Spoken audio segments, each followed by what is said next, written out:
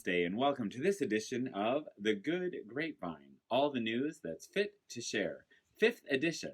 From Mykonos, Greece, I'm your host and anchor, Lawrence. And in honor of being in Mykonos, the colors of blue and white, I'm happy to support for you with fabrics made by my friends, the Salahas family, for many, many decades, who actually grow the cotton in the country, harvest it, textile it, fabricate it, and actually are responsible for their own clothing original designs. Effort to support the country.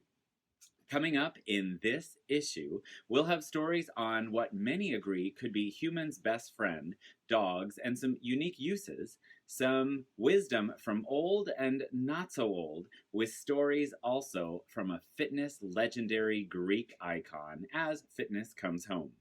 From the United States and Greece, let's check in now with some stories. We'll begin with Chicago on a very unique and innovative use of humans' love for dogs. Let's check in all the way with Sean Hamilton.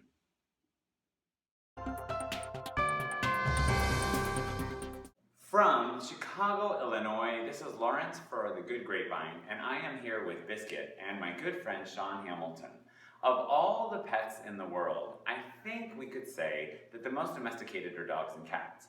And you have this initiative of what you do with dogs that is just fascinating for me. Before you tell me about that, tell me a little bit about your history with dogs. You used to have an online company, correct? Yes, years ago. Pepper's Palace, and what was that about? It was just retail outfits and toys for pups. And over the years, how many pets have you had combined? Well over a dozen. Wow, and currently what do you have? I currently have 2 dogs, a teacup chihuahua named Tobias, and a Cocker Spaniel who's just 2 years old named Ethan, and I also have a cat. Wonderful. What's your cat's name? Spike. Spike. And tell me now about what you're involved with this volunteer organization that deals with stuff for dogs. Actually, a very dear friend of mine, Alana with Morgus Dogs, who watches my dogs when I travel, is actually training dogs for War Dogs Making a Home for veterans who suffer from PTSD. Post-traumatic stress disorder. Yes. So they will actually bring in dogs from high-kill shelters and go through a training process of up to 8 weeks to match them up with veterans with PTSD. So the veterans come back who are emotionally altered, and the dogs help bring them back to a state of more sanity after all the craziness that happens overseas. And you were telling me recently that all dogs who are rescues can't be reformatted or retrained into being appropriate service That is dogs. true, just by conversations I've had with Alana. Some dogs, they're not able to, depending on their past history, they're not able to make them a service animal, because service animals, you don't want them attacking children or barking at children or people or other animals. Or peeing on your leg. Or peeing on your leg. Oh. They're in public places. Right. And Biscuit actually is, in addition to being a trained service dog, he's actually a trained therapy dog now. So to go into active aging communities, a huge initiative now, we also have to prove that Biscuit won't lick or bite or jump on someone in a wheelchair or with a cane or a walker, and only come when called and cuddled and ask for kisses on demand, but not offer kisses. So that's the difference between a service dog and now a therapy dog, different kinds of training. Not all rescues can be trained into those therapy or service dogs, although rescues are amazing. Tell me about this new law you just told me about for people who were in different parts of the world. We always recommend adoption when possible, and if some breeds are very rarely only accessible through breeding, and there are some amazing breeders all over the world who are very, very careful at the types of conditions they create, not everybody in every part of the world can buy a dog now, correct? No, like in Cook County, where I live, you're not allowed to walk into a pet store and purchase a dog anymore. You can rescue, of course, the animals, but you're not allowed to go in and just sell dogs or buy them. How wonderful for sort of getting rid of all those horrible puppy mills with horrible conditions that we heard about. Yes, and it also will push people to further want to actually rescue the animal rather than just running out and buying and letting them have puppies or kittens. Right. Puppy and dog stores will still be in existence, right? Like to sell the food and to sell the collars and the clothes. Of course, and they can adopt out animals as well too. And you were telling me very recently, what's your dream, Sean? Not to go back to an online store, but To have my own storefront. and what would you do with a storefront? I would actually do organic foods for dogs and cats, and actually make special biscuits that are organic myself, or contract that out Right. to actually do organic treats for animals as well too. Do you have a And name? no, I haven't thought of a name for that yet. Years ago, I wanted it to be Pepper's Palace. That was the original dream. Pepper long passed. So Right, I remember. I've known you longer. yes. Maybe we could call it Claudio's Castle. Claudio's Castle. Yeah, you never know. From Chicago with Sean Hamilton for The Good Grapevine. What a unique and innovative use of dogs today, correct? For those of you who are familiar with programs where you may be living on unique uses of dogs or therapy dogs for post-traumatic stress disorder or other emotion or psychological issues, let us know where they are so we can stay connected to this growing trend. Now, it's not often that one news reporter for The Good Grapevine gets the opportunity to interview another, but recently that happened. Noel Chalaya, a reporter from KL or Kuala Lumpur, recently got to sit down with Yuri Rocket, Belarusian living in Vietnam, when they met in Los Angeles, California. Let's check in with some 4 steps to wisdom. Hey everyone, this is Noel here from Malaysia reporting for The Good Grapevine. And I'm here today with a familiar face, another reporter for The Good Grapevine, but we've got a story for you today.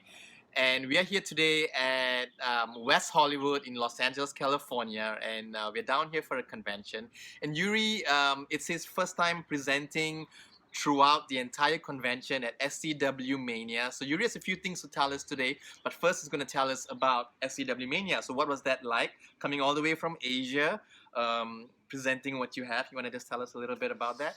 That has been a wonderful, beautiful experience. I love people of California. They're very friendly, very beautiful people, and the classes went very well. And I had an opportunity to film 5 of my sessions on DVD, so that was a very exciting experience.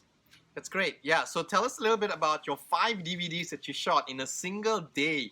That's really incredible. You want to tell us a little bit about your DVDs? I had a wonderful support team, and I shot 2 yoga DVDs and 2 of my spirited formats, spirited class, and it was Lent and Aqua. And then I also shot 1 introduction to meditation DVD. So that was fantastic. Great, really and good. we are all looking forward to see the result of that shooting. Yuri also, we were having this conversation just before this, and he has a great story and some secrets on how to stay young that he got from his client back in Asia, and I'll just let him share a little bit more about that. So sometimes, like most of the times, I teach my clients, my students, mindfulness in Vietnam, where my yoga studio is. But this time, this story is really about how they taught me mindfulness. So one day I had a conversation with one of my students, and she was telling me how she saw a video clip of a woman who is 60 years old but actually looks like 30 years old. So, and my client was telling me about the secrets of the youth of this woman, of this lady. So that lady had 4 secrets of youth. The first secret was that that lady was not married. She didn't have a husband. Then the second secret was that the lady didn't have any kids. The third is that the lady was practicing yoga daily. And then the 4th secret is that lady had a glass of wine every day.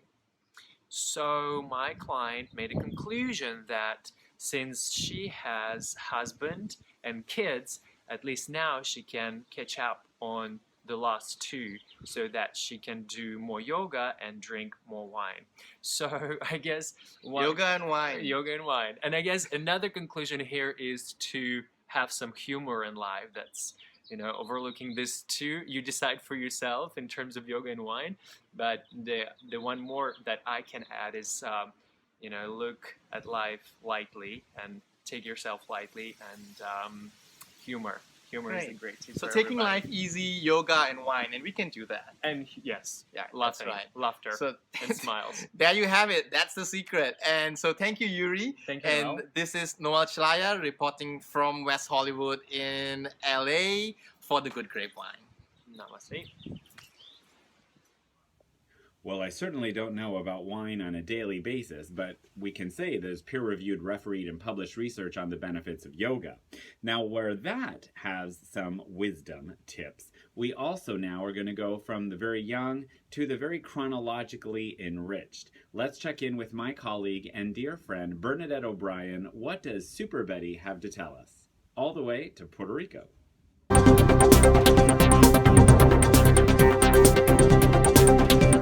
My friends, I'm here with one of our Good Grapevine reporters, Super Betty, who's going to explain one of her top 10 Bettyisms. Betty, one of the things you've taught me in your 85 plus years of wisdom is when you make a bad bargain, hug it all the closer. Explain to our viewers, what exactly is meaning in that wisdom? It means when something happens that you didn't plan to have happen, and it wasn't exactly the way you want it to go, you examine it very carefully and you say, how can I turn this around and make it work for me? And very often you can, Lawrence, if you just get that mental set. Easier said than done. Can you give us an example of something in your life, of your 85 plus years, where you made an agreement and thought, well, I have to hug it all the closer. And traveling the world with me cannot be one of them. Well, I said that I was going to do active aging with Lawrence. No, it cannot be with me. Oh, it cannot be. Something else. Something else in your life where that adage really proved important to you. Well, how about if you have company that rains the whole time the company comes to Puerto Rico? Right? And so what do? You are not going to say, oh, it's raining out, it's terrible. You're going to say, what can we do that we can do in the rain? And you enjoy the day because you enjoy the present. And when you look back on it, you had a wonderful time. When you were a principal in all those years of Manhattan and New York City schools, did that ever happen to you? And if so, how? You made a bad bargain, but you had to learn to hug it all the closer. I have a very good one that happened. In 30 seconds. Okay. In my schoolyard. Schoolyard? Yes, the school was located in an area that was very drug-ridden. And so in the morning, you would come in and you'd find bottles on the floor and syringes and everything in the garden. It wasn't a garden, in the yard. When the children had to come in and then the custodian had to clean it all up. So instead of getting despondent, we organized the neighborhood, the young boys. We went to the botanical gardens. They developed a garden. All of the children in the school grew things in their classrooms. It was brought into the garden. We invited the neighborhood. We told them to come in and see it. We put sculptures that the children made. So you took the trash, the syringes and bottles, and you turned it into art? Well, we didn't turn the bottles in, but we turned the ground into a lovely garden that the neighbors could go into. And then the parents in the school kept the garden up. So they were the neighbors, and then the community supported it, and they made the garden stay as a lovely place for the children. For the Good Grapevine, this is Bernadette O'Brien and reporter Lawrence Viscontini, Fajardo, Puerto Rico. Peace out. Thank you, Super Betty, for that wonderful wisdom, and we look forward to your other 9 Bettyisms and tips in future issues of the Good Grapevine. Now, a word from our sponsor.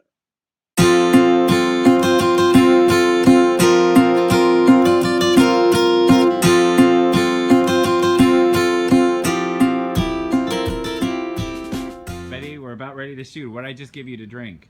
An isogenic pickup here. It's called an e-shot.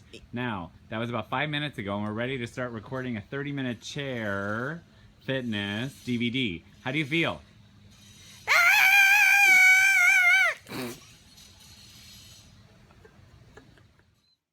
While Isogenics definitely did not become an official sponsor of this issue of The Good Grapevine, we definitely can say that Bernadette O'Brien, just by her past 3 years of dramatic weight loss, in no small part to taking the shakes and bars and some soups from Isogenics, has indirectly become a sponsor of this program. Speaking of Bernadette's dramatic weight loss, she used to be type 2 diabetic, and having lost a lot of adipose tissue around the midsection, she was able to find that she was able through movement to reverse her type 2 diabetes. Not everyone is so lucky. In 1980, there were about 100 million people on the planet reported with type 1 and type 2 living with diabetes. However, now in 2016, the WHO, or World Health Organization, tells us that there are over 420 cases of people living with type 2 and type 2 diabetes. So it's definitely on the rise. Let's check in with Jeff Howard in Kentucky for an inspirational story of what it is like to live today with diabetes, movement, and a sound nutritional program. Jeff? Hi, this is Jeff Howard from Louisville, Kentucky for The Good Grapevine. And I'm here with a good friend of mine who works out all the time, Kevin. And Kevin, you have diabetes. Which type of diabetes do you have? Type 1. Type 1. When were you diagnosed? Diagnosed at 13. At 13. Now, you work out a lot. He also plays a lot of squash. How are you maintaining it, mostly with medication or through exercise or what?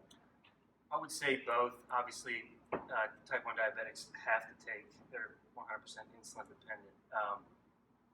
Your workout classes and exercising every day makes your typical diabetic, especially myself, a lot more sensitive to the insulin. So it helps my body get regulated, and it just keeps me a lot healthier throughout the day. Now, during class, what I do notice is that you have to drink a lot of fluids. What is that about? Is it fluids that has electrolytes? It's got sugar in it? What is that about?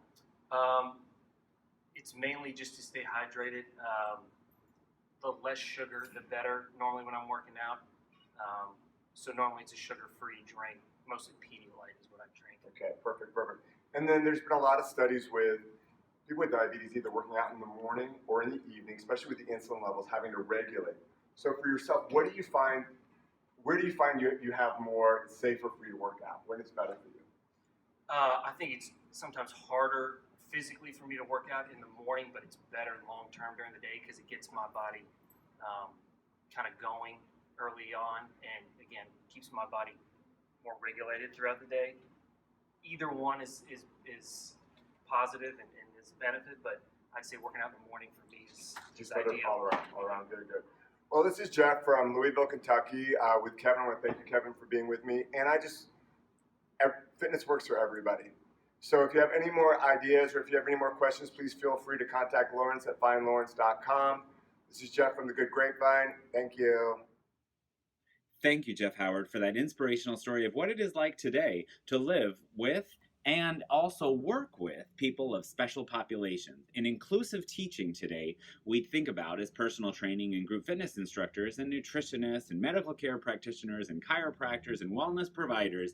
Really, there's no such thing as special populations. Everyone has issues, and we're really moving towards inclusive teaching and inclusive strategies. So in that, I think it behooves all of us to understand what it is like living with diabetes in 2016, given the information we know now on movement, nutrition, and medicine. For our last story, fitness definitely does come home to Greece. In the history of the world-famous Boston Marathon, the first time ever that a non-American ever won was Stelios Kyriakides, the Greek, who actually went to Boston to win the marathon. And he, the deceased father of my best friend Mary Califolia, and her brother Dimitris, actually weigh in and tell us a little bit about the marathon runner, best friend of marathon winner John Kelly, Stelios Kyriakides, their father. Let's check in with an inspirational story of how fitness does come home right here to Greece.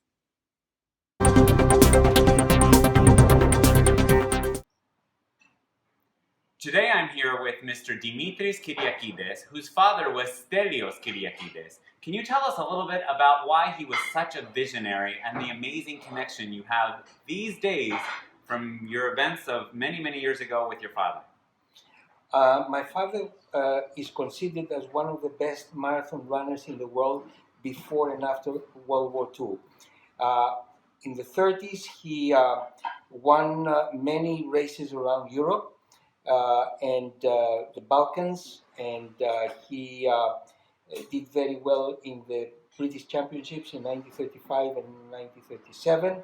He ran in the Olympic Games in Berlin in 1936, where he met and he became a very good friend with a great American marathon runner, Johnny Kelly, who invited him to come and run Boston. So my father went to Boston for the first time in 1938, but unfortunately, due to the new shoes he wore, which were unbroken, without socks, he had blisters, severe blisters, so he had to give up and drop out of the race while he was leading. So he could have won that year because he was in good shape, but he promised to go back and win the race. But as a runner, he was not only a good runner, because there are many good runners around, but he was a unique runner, very far ahead of his time as a long distance runner. So he decided to buy a stopwatch. So he's the first long distance runner to buy a stopwatch, not a watch, but a stopwatch, hand stopwatch. And you can see him from then on in every photograph, starting, clicking the button in his stopwatch, and when he finishes, the same thing. So that was innovative. What else did he do in his trainings in terms of So diet? I want to say that the next stopwatch in a marathon runner's hand is 1982, Bill Rogers in the United States. So he was 30 years ahead of his time. 50 years ahead. 50 years ahead of his time. Then in 1935, he buys books on diet and training in London. So he's the first runner to use special diet for his training and to use stretching exercises. I have photos of him stretching, and everybody's wondering what this man is doing, why he's using a stopwatch, why he's stretching, why he's using this kind of diet. Everybody was an enigma, so he's very far ahead. In 1946, he's the first man to run for charity. Winning Boston, he crossed the line and he said, for Greece. And he meant it. So Absolutely. he then spent about 4 weeks going around the United States asking people for help. And then the Americans responded, and a huge amount of help came to Greece, which was called the Kyriakis Aid Package. Now, in 1947, he's the first runner to run for a cause. And the cause is that in 1948, we have the Olympic Games in London, but the Greek team does not have the money to go there. They don't have the equipment to train because we are in the middle of civil war. So Kyriakis decides to go back to Boston to run. He's 37 years old. With the right shoes this time. With the right shoes this time. But the reason is he's already old. He doesn't expect to win, but he wants to bring back help again for Greece. So he goes back. He's invited for a second time to the White House, and he is promised and he is given athletic equipment, second-hand equipment from the universities, and also $50,000 so that the team can train and have the money to go to London. So he is there unique. Then number 7, very important number for his life. Hold on one second. You mentioned to me at one time that the number 7 was really important in your father's life. Can you tell us a little bit about that? Sure. In 1946, when he went to Boston, he was, in honor of being a Greek, they were going to give him bib number 1. Normally, number 1 is for last year's winner, but they would make an exception. So he said, no, I don't want number 1. They say, what do you want? They said, I want 77. So they said, why? He says, 7 is the lucky number of ancient Greeks. So if I've got 2 7s, it will be double lucky. And he wins with a 77 in a time of 2 hours, 29 minutes, and 27 seconds. And he dies at the age of 77 in the year 1987. But I did some extra research lately, and I found out that there are more sevens in his life. Like, for example, Boston was run always on the 19th of April, except if there was a special reason why it should go to 20th of April. Now, 1946, they ran on the 20th of April, but this is the seventh time that this happens. Then, Goosebumps. yes, 20th of April 1946 is the day Saturday, the seventh day of the week. And he is the 35th individual winner of Boston, which means 5 times 7 is 35. So 7 was always there. Thank you for sharing that. And what about your birthday? Well, I feel very close connection to my father after he died, because although he was in very good health, suddenly he started not feeling very strong. So we decided that he goes to do some tests and to go inside the hospital, and instead of doing it out as an outpatient. So that the day he goes in is the 26th of October, which is my name day. And then he dies 6 weeks later, which is my birthday, the 10th of December. And I feel that these are not by accident. These are planned, things that they connect with somebody. Very connection then with your father. We yeah. say in English many times coincidences Coincidence. are how God just remains anonymous. That's right. That's right.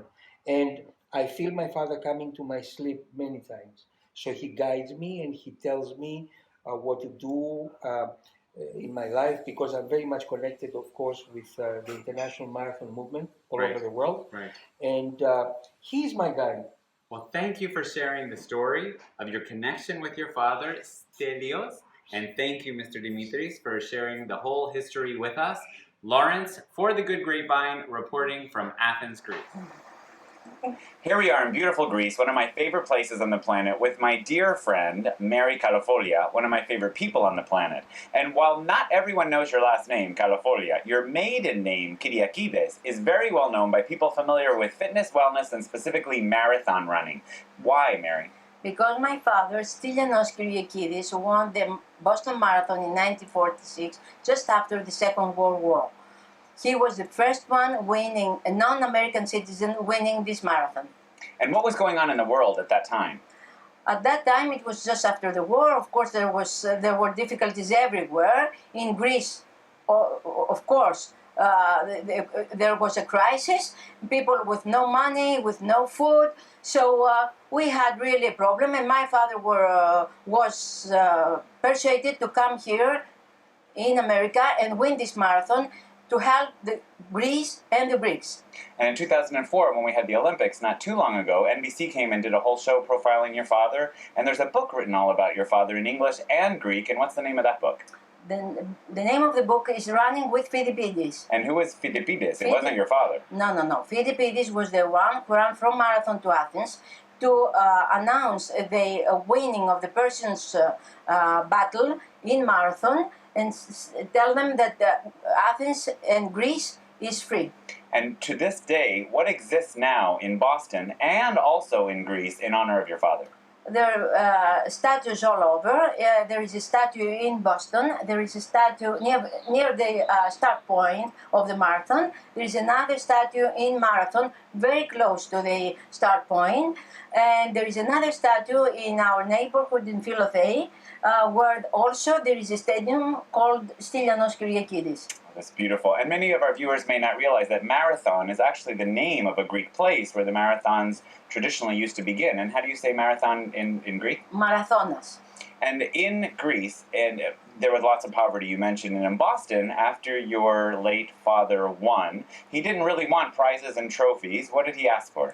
No, he was asked to, he was invited to the White House, and President Truman asked him, what can we do for you? And he said, nothing for me, just for the Greeks and the Greek government. So he ended up with 25 tons of supplies and $250,000 for the Greek government.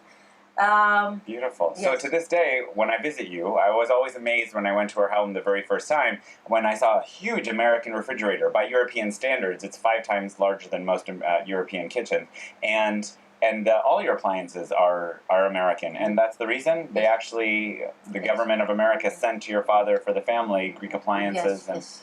And That's right. Yes. other things. You're right. That's very sweet. Can you tell us the story of when your father first arrived in Boston, a little bit before the marathon? The Greek Americans put him up in a hotel to try to take care of him. What happened? Yes, he was very, very weak, and the doctor said that he couldn't participate in this marathon. So they put him in a hotel, and they started feeding him and taking good care of him.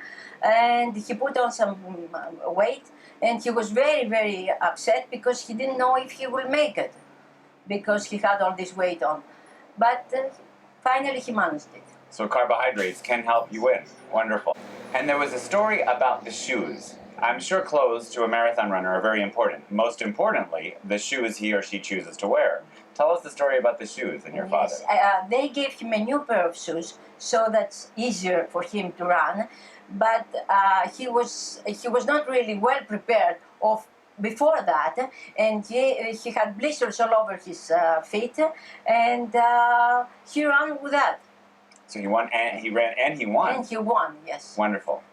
And he ended up in Greece like a hero. And there were more than 1 million Athenians lined up in the streets, and Acropolis was illuminated for the first time after the Nazis' occupation. And what happened when your father went back? The lights on the Acropolis? What Yes. happened?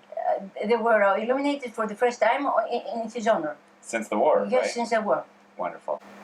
Many people who have followed the Boston Marathon history knew the name John Kelly. Can you tell us a little about John Kelly and the relationship that formed? Who was he and what happened with your father? Yeah. John Kelly was a friend of my father, and they met in 1936 in Berlin, in the Olympics of Berlin. And John Kelly understood that my father was a very good runner, and he invited him in 1946 to. He pushed him to come and participate in this marathon. Even when they ran, Yes. they competed against each other. Yes, of course. Kelly was the one who was going to be the first. And when Truman asked him why you didn't win, he said, because I didn't run for my country. I ran for myself. Great story.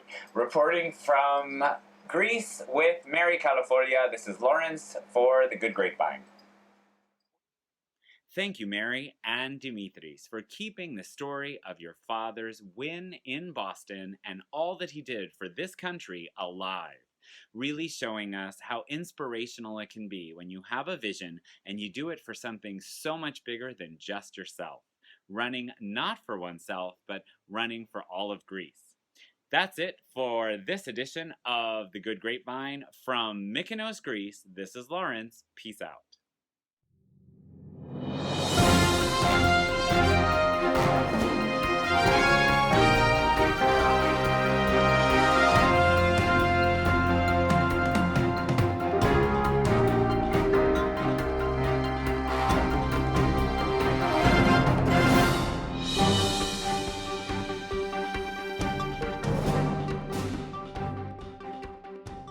And what was going on in Greece at that time? In Greece, we had a very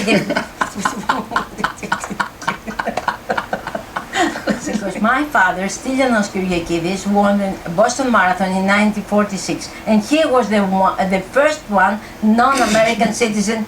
Why are you laughing? Because you don't want me to say it. I do. That is the way you say it. Cut. No, NBC did a whole feature on your husband, on your father.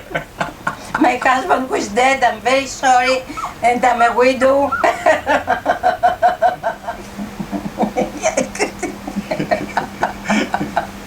However, those familiar with fitness, wellness, and specifically marathon running will notice her last name of the maiden name.